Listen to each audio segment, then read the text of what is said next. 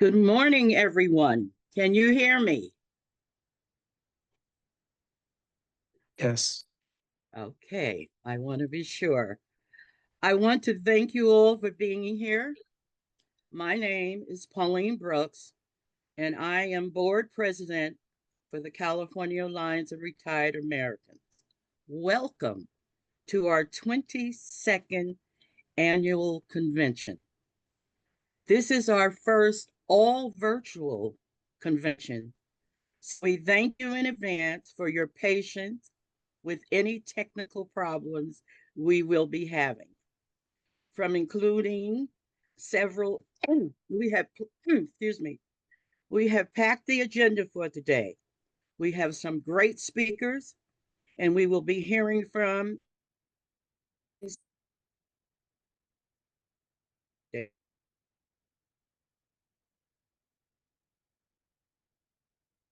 some questions. And at this point, I'm going to say it. Please make it a question that can be answered and not editorial. Thank you. So that we can fulfill our full day here.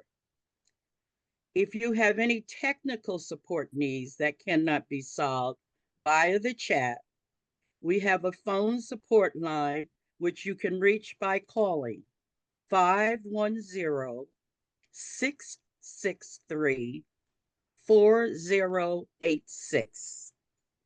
So we will move forward. Technically, for many of us, this is an adventure. Welcome, welcome. And we have a special Kara friend here who is also a full part of our convention.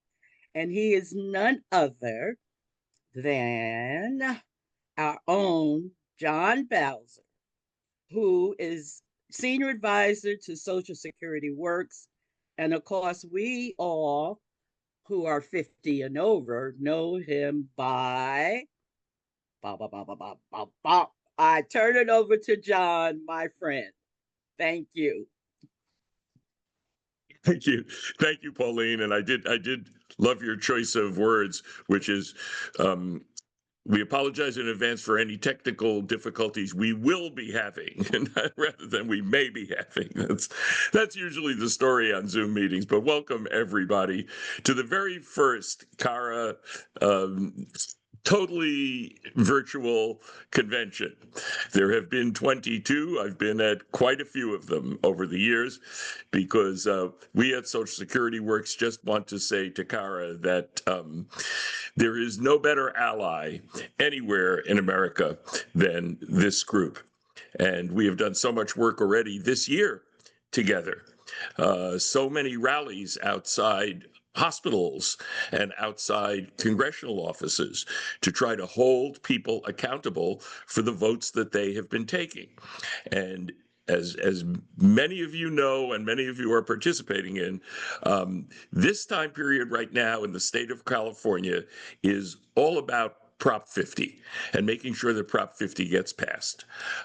We are going to have to flip the House in 2026 in order to stop any more horrid legislation like the big ugly bill that was passed earlier by reconciliation. And if we don't flip the House, there's going to be another one of those coming down the pike in 2027. So we've got to make sure that we stop this. It's very dangerous, especially for seniors. It's dangerous for everybody, but seniors are one of the biggest targets of this kind of legislation. As you probably know, is the biggest Medicaid cuts in history by far, plus $500 billion coming out of Medicare. That doesn't get talked about very much. Right at this moment, the focus is on our junior seniors in a lot of ways, and that's important for Kara too, and for us at Social Security Works, because the Affordable Care Act subsidies not being extended affects people mightily in the years when they're most likely to get sick without health insurance, right before they can get to that wonderful program called Medicare that has made, along with Social Security, the biggest difference in the lives of American seniors in American history. These are the two most successful domestic programs of all.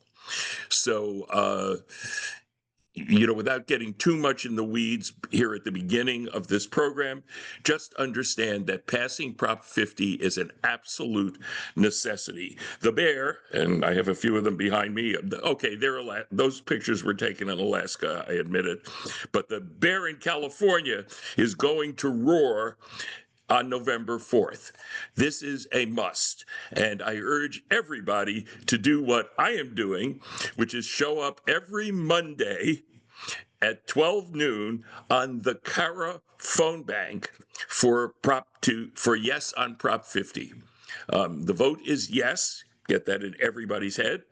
And this has been a super effective phone bank. Rob will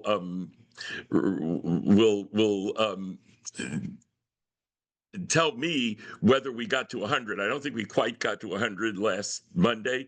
We are pushing 100 people on the phone bank, and that is amazing. We're making thousands and thousands of calls. They're not hard calls. They're fun. Most of them are yeses, and some of them are I don't know enough about it, and then you can persuade people, and they become yes. And the ballots have been sent out in the mail. I've gotten mine. Send it right back, and you can tell people if they get their ballot and send it back. The best news is they'll get taken off the list, and they won't be called anymore. So once their vote is in. So this is a critical time in the state of California. And the way I've been saying it is that we, for once, are the center of the universe. We are Delphi. In ancient Greece, Delphi was thought to be the center of the universe, and that's why they had the Oracle of Delphi there. We are the center of the electoral universe. We all know that we all have that feeling that sometimes our votes don't really count, like in the Electoral College.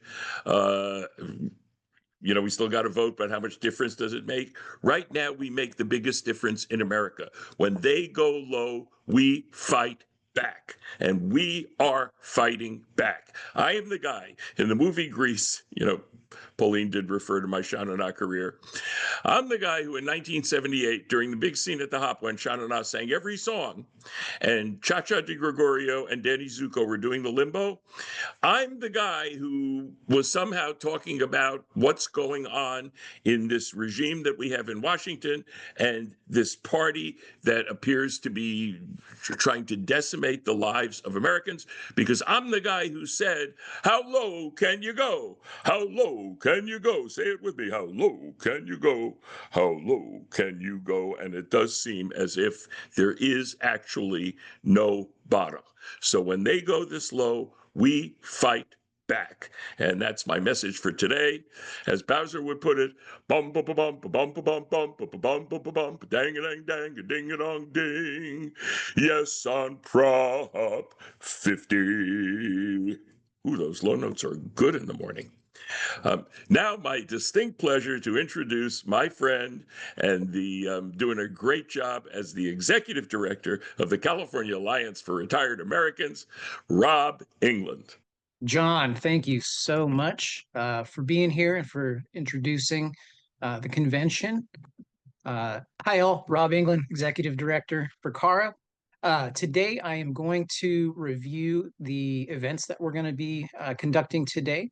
So after my introduction here, we are going to hear from our Senior Vote Committee. Senior Vote is our electoral program that we run every 2 years. And then after that, we will go into what many of you are coming here for, our California Gubernatorial Candidate Forum. Good morning, everyone. Good morning, Cara.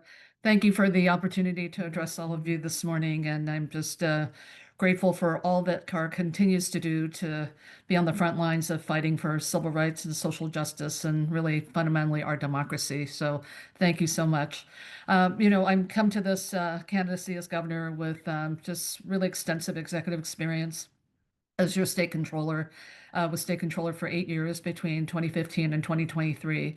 And I must say that one of the greatest honors that I had was to serve on the boards of CalPERS and CalSTRS. And I know that many of you know what those two public pension funds are. But maybe by show of hands, how many of you are CalPERS and CalSTRS members? Excellent, excellent. It was just such a great honor to be able to work on both of those boards to guarantee your retirement security at the end of your work life. Our educators, our public servants who just have given so much during their career, and it was really an honor of a lifetime. But where that also was great experiences because at CalPERS especially, I was negotiating health plan rates and saw firsthand just what really having affordable healthcare means, particularly for our retirees and active members. But we now find ourselves in a position of where this Trump administration is not taking any rest with respect to cutting benefits for so many of you here today. Medicaid cuts, Medi-Cal cuts in California will hurt many of our older adults here in California. Medicare Advantage plans are going to be reduced with respect to just the payments that are going to discourage, more providers from being able to be a part of Medicare Advantage plans. All these restricted points of access, cutting Social Security staffing, all of this. And what I want to say to all of you is California is going to continue to be here for you. We are not going to allow the federal government to hollow out their federal agencies and have you not serve. And so whether we have to have navigators in place or to have people who are going to be here to help with your issues, we will continue to do that. As I think about this candidacy for governor, even before the big beautiful bill, my platform is very simple. It's how do we work together to make California add up for everyone. There is so much that is challenging us here in California, particularly the cost pressures that all of us are feeling. And yet, when I think about how we're going to do this work together, it creates opportunities, and opportunities especially that are going to look very different from what this federal government is throwing at us, targeting California with respect to its draconian policies.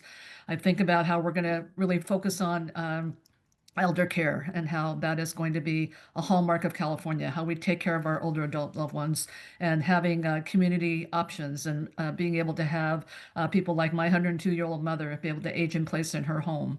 Looking at how we are going to be looking at just the ability to be sure that we are setting up healthcare that is accessible.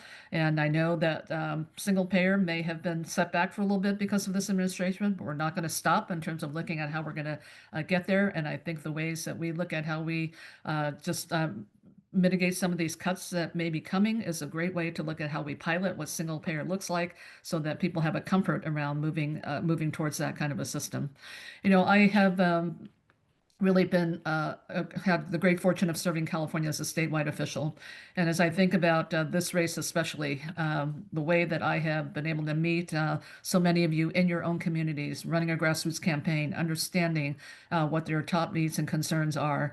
This is what's going to inform us in terms of California having the best policies, how we're going to continue to be strong when we partner with other governors across this country to keep pushing back against this Trump administration, and also how we continue to make progress because this is not about just the fight against the Trump administration. We have needs right now that we need to continue to face and to serve.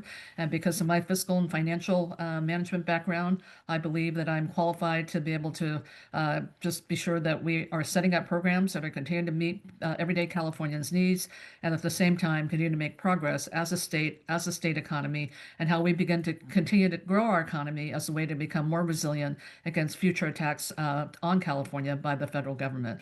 So this is really about how we continue to lead. Everyone is looking towards California to be the leader, and we are going to continue to do that because we have the best diversity in the state to be able to move California forward and to be able to withstand the attacks on us by this administration. So thank you for the opportunity to be here, and I look forward to your questions.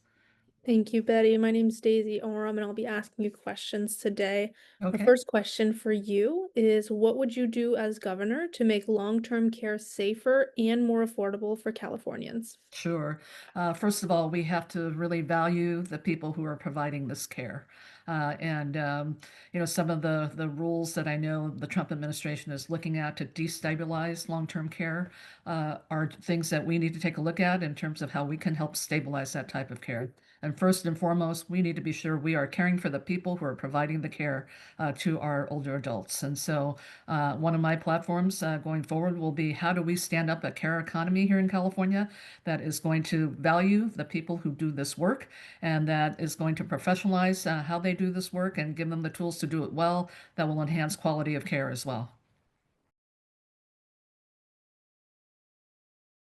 Absolutely. That's not a surprise what this administration is doing. All of this is in the name of efficiency, but it's really in the name of how we continue to pad the pockets of our billionaires and corporations. And so, absolutely, I have done this as a member of the Board of Equalization. I have pressed our multinational corporations to pay their fair share successfully. I was a tax judge on the Board of Equalization before the duties changed there, and took on companies like Comcast and Amazon and so many of our other corporations to be able to say, look, you don't get to skirt the tax laws here. You do business here, you pay your fair share.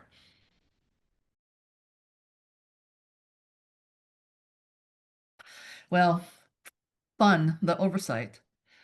Be sure that we have the workforce that can really have a presence with respect to the fact that we mean business when we do nursing home oversight, that we are out to look at how we're going to enforce the laws that we have here in California. And when we are not funding that oversight responsibility, we know that those who are ill-intended are going to want to skirt their responsibilities. And so first and foremost, we have to make sure that we are funding a presence that is all about enforcement and oversight, and being sure that what we are finding as we provide that oversight continues to be how we inform improvements to our nursing home care. As I said earlier, this Trump administration has kind of set us back with respect to even thinking about getting the federal waivers to effectuate some of the things that we have to do to set up a single payer type system. What I would continue to do is look at, as we try to deal with these cuts that are going to come at us, the Medicaid cuts through HR 1, is there a way that we can actually demonstrate and pilot what a single payer system could look like? And I know that this is something that I really want to be able to do, because we still, what is being exacerbated right now is access to care. We have a healthcare workforce shortage in many of our disciplines. And yet, if we can demonstrate that we can save money, that we can have easier access, that we can have less out-of-pocket costs for people by piloting a single payer system, I would like to pursue that so that we can demonstrate that this is the way we have to go, and that this is how I hope we can convince the rest of the country that this is the way we have to go.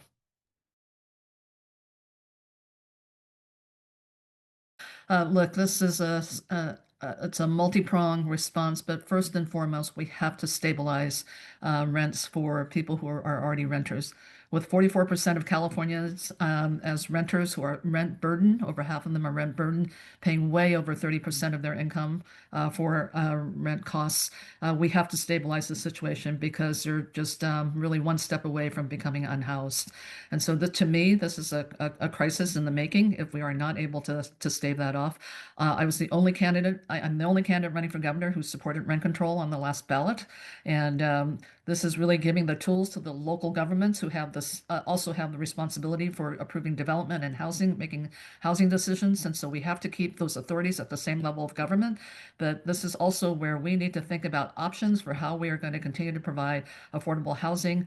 I want to bring back redevelopment that looks at how we then can look at options like housing preservation, looking at reuse of properties, adaptive reuse, so that we're not having to pay the high cost of land, because these are already for existing structures that we can turn into into housing.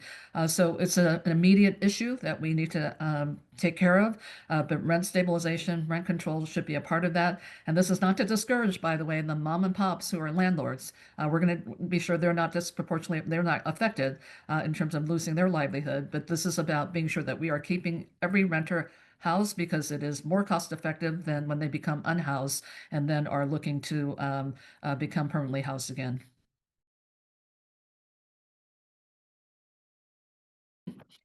So this is where we are going to be about demonstrating that this is an ineffective use of our National Guard, and I hope that Governor Newsom's been doing a great job of this, but I would really like to see other states step up just to talk about how what an inappropriate and frankly just draconian use of our National Guard is. They serve a purpose. They're not trained to come into cities and to provide additional, policing, and a lot of the Guard is being deployed into cities where we don't have a problem. We don't have a problem. And so I hope that we can make the case with other states. We've got to stand strong here. This is one authority that we have to keep and to have it deployed as necessary and as appropriate. So this is one area where I believe, and even as we talk about all these issues that I've talked about today, climate change is real, and we have to, in so many ways, just continue to center that along every issue that we're talking about. And the reason we have to do that, as your controller, as someone who knows public finance, we cannot separate climate change and the impacts of it from every issue that we're talking about, because if we let it become a crisis, how we're going to deal with that crisis will crowd out funding for everything else in the budget, for schools, for older adult care, for IHSS. I mean, you name it, because we do not have enough public funds to take care of the climate crisis when we are going to see more wildfires attacking all of our communities, when we are going to see just increasing pollution, air quality, sea level rise, all of that. And so we have got to center that, everything from emergency response and preparedness and response to what our public health system looks like. We've got to center climate change and all of that so that we are using our dollars in the short term effectively to hopefully stave off the more drastic effects in the long term.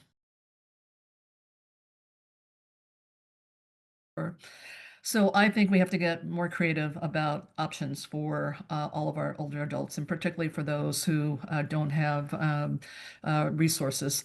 Look, we have a Trump administration now that's trying to penalize just even they're considering a rule now just to even penalize, Social Security income benefits, SSI benefits for people who actually are living with family members. And we need to encourage that, because this is to hopefully avoid more costly institutionalized care. And so I do want, and this is coupled with the housing discussion that we have. And let me just end by saying this, because housing is really an important issue for everyone right now.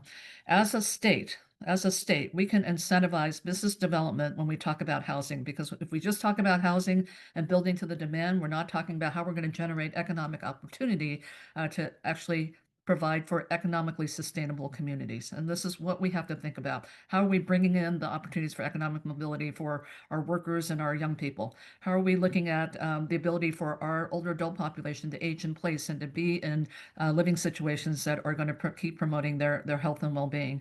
And so it's a comprehensive approach that we have to take. It's not just about older adults and not having the resources to provide for their care. It's about how do we create communities where we can have them stay in their communities and be sure that income level is not going to be a barrier to being able to live a healthy life in older adulthood.